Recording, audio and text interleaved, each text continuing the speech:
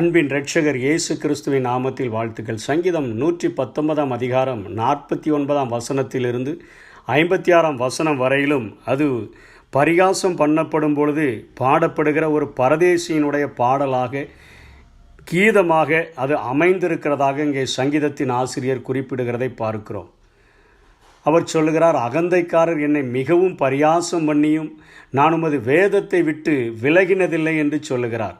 கர்த்தாவே, ஆதி முதலான உமது நியாய தீர்ப்புகளை நான் நினைத்து என்னை தேற்றுகிறேன் என்று சொல்லி அவர் இங்கே சொல்லுகிறதை பார்க்கிறோம். அகந்தைக்காரர்கள் என்னுடைய வாழ்க்கையிலே என்னுடைய வாழ்வை பார்த்து நான் சிறுமைப்படுகிற என்னுடைய வாழ்க்கையை நினைத்து மிகவும் பரியாசம் பண்ணும்போது கூட நான் உம்முடைய வேதத்தை விட்டு விலகவில்லையே, ஆதி முதலாக உம்முடைய நியாய தீர்ப்புகளை நான் நினைத்து என்னை தேற்றுகிறவனாக இருக்கிறேன் என்று சொல்லுகிற சங்கீதத்தின் ஆசிரியர் சொல்லுகிறார், நீர் என்னை நம்ப பண்ணின வசனத்தை உமது அடியேனுக்காக நினைத்தருளும்.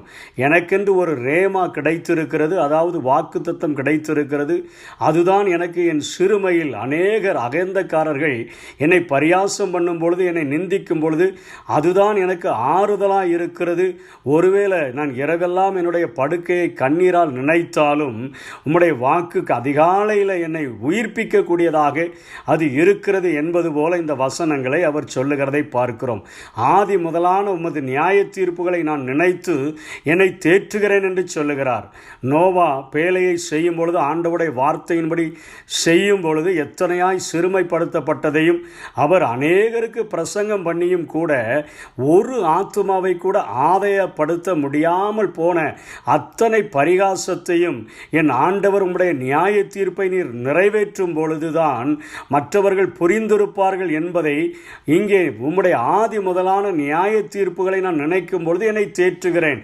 நோவாவின் நாட்களிலே நீர் எப்படியான நியாய தீர்ப்பு செய்தீரோ அதே போல என்னுடைய வாழ்விலும் கடைசியிலே இப்படிப்பட்ட ஒரு நியாய தீர்ப்பை நீர் வெளிப்படுத்தும் பொழுது நோவா எத்தனையா இன்றைக்கு வரையிலும் பேசப்படுகிறாரோ அதே போல என்னுடைய வாழ்க்கையும் இருக்கும் என்பதை சொல்லுகிறார். லோத்துவினுடைய வாழ்விலும் அந்த ஜனங்கள், சோதம் குமர ஜனங்கள் எத்தனையாய் அக்கிரமங்களை பாவங்களை செய்த பொழுது ஆண்டவர் அங்கே அந்த ஜனங்களை உம்முடைய அக்கினியினால கந்தகத்தை இறக்கி அழிக்கும் பொழுது அப்பொழுதுதான் அந்த ஜனங்களுக்கு தெரிந்திருக்கும் லோத்துவை அனுதினமும் இருதயத்தில் வாதித்த லோத்துவையும் அவனுடைய பிள்ளைகளையும் காப்பாற்றினீர் என்பதை நினைக்கும் பொழுது, அதை நினைத்து நியாய தீர்ப்புகளை நான் நினைத்து என்னை நான் தேற்றக்கூடியவராக இருக்கிறேன், அதுதான் எனக்கு என் சிறுமையில் ஆறுதல் என்று சொல்லுகிறதை பார்க்கிறோம்.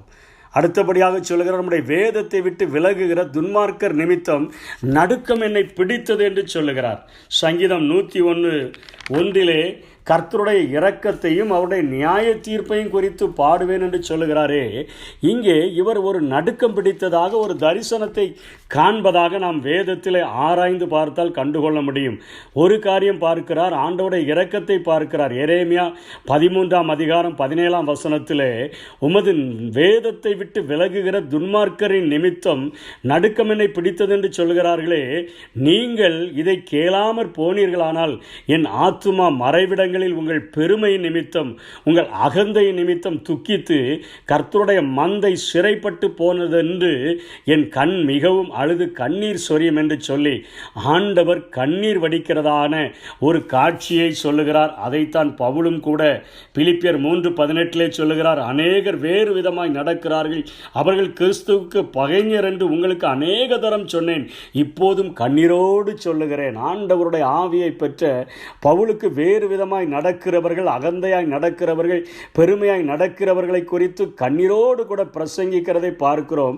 இன்னொரு காரியம், ஆபகுக் 3 அதிகாரம் 13 வரையிலும் ஒரு தரிசனம் பார்ப்பதாக அங்கே ஆபகுக் தீர்க்கதரிசி எழுதியிருக்கிறார். உமது ஜனத்தின் ரட்சிப்புக்காகவும் நீர் அபிஷேகம் பண்ணுவித்தவனின் ரட்சிப்புக்காகவுமே நீர் புறப்பட்டீர், கழுத்தளவாக அஸ்திபாரத்தை திறப்பாக்கி துஷ்டனுடைய வீட்டிலிருந்த தலைவனை வெட்டினீர், என்னை சிதறடிப்பதற்கு பெருங்காற்றை போல வந்தார்கள், சிறுமையானவர்களை மறைவிடங்களிலே பட்சிப்பது அவர்களுக்கு சந்தோஷமாக இருந்தது. நீர் அவனுடைய ஈட்டிகளினாலே அவனுடைய கிராமத்து அதிபதிகளை உருவ குத்தி நீர் திரளான தண்ணீர்கள் குவியலாகிய சமுத்திரத்தில் உமது குதிரைகளோடு கூட நடந்து போனீர். நான் கேட்டபொழுது என் குடல் குழம்பிற்று, அந்த சத்தத்துக்கு என் உதடுகள் துடித்தது, என் எலும்புகளில் உக்கள் உண்டாயிற்று, அது உளுத்து போனது போல பலனற்று போயிற்று, என் நிலையிலே நடுங்கினேன். ஆனாலும் எங்களோடு எதிர்க்கும் ஜனங்கள் வரும்பொழுது இக்கட்டு நாளிலே நான் இளைப்பாறுதல் அடைவேன் என்று சொல்லி இந்த தரிசனத்தை பார்த்தது போல் அவர் தெளிவாக சொல்லுகிறார். ஆண்டவரே, உமது வேதத்தை விட்டு விலகுகிற துன்மார்க்கர் நிமித்தம் நடுக்கம் என்னை பிடிக்கிறது. நீர் அவர்களை வெட்டுகிறதாகவும் உருவ குத்துகிறதாகவும், ஆண்டவரை நீர் அவர்களுக்கு விரோதமாக திரளான தண்ணீர்கள் சமுத்திரத்தின் மேல் நடந்து வருகிறதாகவும் இருக்கிற அந்த சத்தத்தை நான் கேட்கும் பொழுதே இத்தனையாய் என்னுடைய குடல் குழம்பி என்னுடைய உதடுகள் துடிக்கிற அளவிற்கும் என் எலும்புகளிலே உளுத்து போகிற நிலைமையும் இத்து போகிற ஒரு நிலைமையும் உண்டாகிறதையும் நான் பார்த்து நடுங்குகிறேன். எதற்காக இப்படி செய்கிறீர்? எங்களோடு கூட எதிர்க்கும் ஜனங்கள் வரும்பொழுது இக்கட்டு நாளில் எனக்கு இளைப்பாறுதல் தரும்படியாக நீர் புறப்பட்டு வந்தீர் என்று சொல்லுகிறார். என்னுடைய வாழ்க்கையில் இன்றைக்கு சிறுமை காணப்படுகிறது. என்னுடைய வாழ்க்கையில் இன்றைக்கு நிந்தனை காணப்படுகிறது.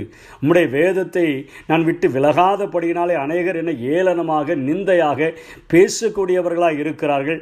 ஆனால் நான் நியாய தீர்ப்புகளை எதற்கு நினைக்கிறேன் என்று சொன்னால், இந்த ஆபகுக் 3:13 இருந்து 16 வரையிலும் சொல்லப்பட்ட காரியங்களும் கூட உம்மால் நடக்கும் என்பதை நான் அறிந்திருக்கிறபடினாலே இவ்வளவு தைரியமாய் நான் சொல்லுகிறேன் என்று சொல்லிவிட்டு சொல்லுகிறார்.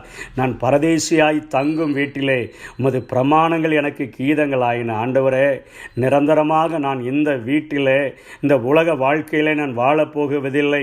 இது எனக்கு வாடகை வீட்டிலே வாழ்கிறதற்கு சமானமாய் நான் ஆண்டவரே பரம எருசலேமே ஆகிய அந்த பரம கானானை நோக்கி நான் பயணிப்பதற்காக அழைக்கப்பட்டிருக்கிறேன் என்பதை அறிக்கையிடுகிறவராக எபிரேயர் 11 சொல்லப்பட்டது போல இப்படி அறிக்கையிடுகிறவர்கள் சுய தேசத்தை நாடி போகிறோம் என்று தெரியப்படுத்தினது போல மேன்மையான பரம தேசத்தையே விரும்பினார்கள் என்பதை அவர் சொல்லுகிற காரியத்தை இங்கே நாம் பார்க்கிறோம். பரதேசியாய் தங்குகிற வீட்டிலே என்று சொன்னால், இந்த உலகத்திலே இந்த உலக வாழ்க்கையில் இந்த வாடகை வீட்டில் வசிக்கும் பொழுது உமது சங்கீதத்தை தான் என்னுடைய பாடலாய் நான் பாடுகிறேன். ஆண்டவரே, உலக பிரகாரமான பரதேசி பாடுகிற புலம்புகிற கண்ணீரோடு கூட சொல்லுகிற வார்த்தைகள் அல்ல. நான் இப்படிப்பட்ட நிலைமையில் இருக்கும் பொழுது உம்முடைய சங்கீதங்கள், உம்முடைய பிரமாணங்கள் எனக்கு பாடல்களாக வருகின்றன. ராக்காலத்தில் உமது நாமத்தை நினைத்து உமது வேதத்தை கை கொள்ளுகிறேன் என்று சொல்லுகிறார். நியாய தீர்ப்பை அருளுகிற ஒரு ஆண்டவர், இரக்கத்தை அருளுகிற ஒரு ஆண்டவர், சிறுமையில் எனக்கு உதவி செய்யும்படியாய் புறப்பட்டு வருகிற ஒரு ஆண்டவர். அவரை பாடுகிற பாடலை இந்த உலகத்திலே நான் பாடி அவரை மகிமைப்படுத்துவேன். பரதேசியாய் தங்கும் வீட்டிலே உமது பிரமாணங்கள் எனக்கு கீதங்களாயினன்னு சொல்லி கடைசியாய் சொல்லி முடிக்கிறார். நான் உமது கட்டளைகளை கை கொண்டபடியினால் இது எனக்கு கிடைத்தது. எது கிடைத்தது? 1 யோவான் 3:22 அவருடைய கற்பனைகளை நாம் கை கொண்டு அவருக்கு முன்பாக பிரியமானவைகளை செய்கிறபடியினால் நாம் வேண்டிக் கொள்ளுகிறது எதுவோ அதை அவராலே பெற்றுக்கொள்ளுகிறோம். எனக்கு வாக்குறுதியிடப்பட்ட காரியங்கள் நான் அதை நினைத்து வேண்டிக் கொள்ளுகிறபடியினாலே உம்முடைய வாக்கு என்னை உயிர்ப்பிக்கிற வாக்கானது, உமது அடியனுக்காக சொல்லப்பட்ட வார்த்தையானது, நான் வேண்டிக் கொள்ள அத்தனை காரியங்களும் நான் பெற்றுக்கொள்ளத்தக்க கூடியதாக அவைகள் இருக்கிறது. அதை நான் பெற்றுக்கொண்டேன், அது எனக்கு கிடைத்தது என்று சொல்லுகிறார். நான் வேண்டிக் கொள்ளுகிறது எதுவோ அதை அவராலே பெற்றுக்கொள்ளுகிறோம் என்று யோவான் சொன்னது போல உமது கட்டளைகளை கை கொண்டபடியினால் இது எனக்கு கிடைத்தது. நான் வேண்டிக் கொள்ளுகிற எல்லா காரியங்களையும் நீதிமானுடைய ஆசை அது நன்மையாக இருக்கிறது என்பதை சொல்லி இந்த சங்கீத பகுதியை முடிக்கிறதை பார்க்கிறோம். நமக்கு கொடுக்கப்பட்ட இந்த வாழ்க்கையிலே நிந்தனைகள் நம்மை மூடிக்கொண்டு இருக்கலாம், சிறுமைப்பட்ட வாழ்க்கை வாழ்ந்து கொண்டிருக்கலாம், அகந்தைக்காரர்கள் நமக்கு விரோதமாய் பேசுகிற வாழ்க்கையில் வாழ்ந்து கொண்டு இருக்கலாம். வேதம் நமக்கு திருஷ்டாந்தங்களாக அநேக நியாய தீர்ப்புகளை எழுதி வைத்திருக்கிறது. தன்னுடைய பிள்ளைகளுக்கு அவர் செய்கிற மகாபெரிய ரட்சிப்பை எழுதி வைத்திருக்கிறது.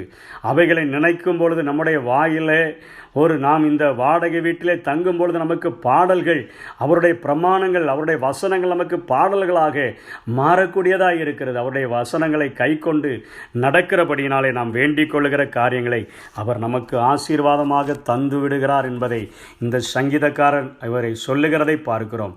இத்தகைய ஒரு விசுவாசத்தோடு கூட நமக்கு சொல்லப்பட்ட வாக்குத்தத்தங்களை அணைத்து கொண்டு அதை சுதந்தரிப்பதற்கு அவைகளை கை கொள்ளுகிறவர்கள் மாத்திரமல்ல, அவருடைய வசனத்தின்படி அவருக்கு பிரியமான நடையிலே வழிகளிலே நடந்தோம் என்று சொன்னால் நிச்சயமாக நாமும் வேண்டிக் கொள்ளுகிற காரியங்களை பெற்றுக்கொள்ள முடியும். அப்படிப்பட்ட கிருபைகளை தேவன் நமக்கு தந்தருள்வாராக. ஆமென்.